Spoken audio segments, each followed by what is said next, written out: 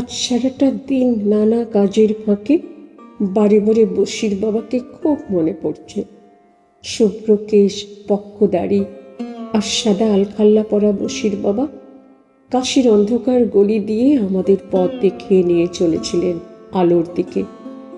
তার পায়ের ছন্দে ছন্দ মিলিয়ে আমরা এই গলি সেই গলি করতে করতে হঠাৎ তাকে জিজ্ঞেস করেছিলাম, তোমায় কি বলে ডাকবো বাবা? সাদা আলোর মতো তার ভাসমান ফকির আমার দিকে ফিরে মিঠে স্বরে বলেছিল, মাই, আমার মুসলমান নাম সাব্বির আলী বশির আর হিন্দু নাম লালমোহন। যে নামে ডাকবে আমি সাড়া দেব। সেদিন কাশীর ওই অন্ধ গলিতে এক নতুন ভারতবর্ষকে মুগ্ধ হয়ে দেখেছিলাম।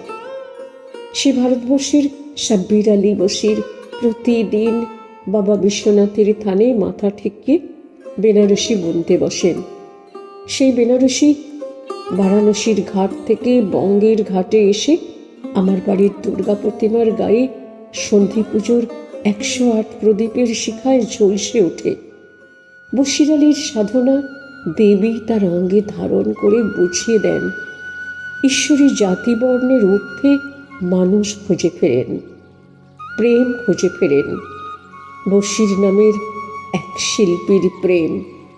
রেশমের গায়ে জরির ফুল তুলে দেবীকে অঞ্জলি দেয়। দেবী তা অন্তরে গ্রহণ করেন। আজ সন্ধ্যাবেলা জগন্নাথের কাছে প্রদীপ জ্বালতে গিয়ে বারে বারে বশির বাবার সেই কথা মনে আসছিল, যে নামেই ডাকো মাই, আমি সাড়া দেব।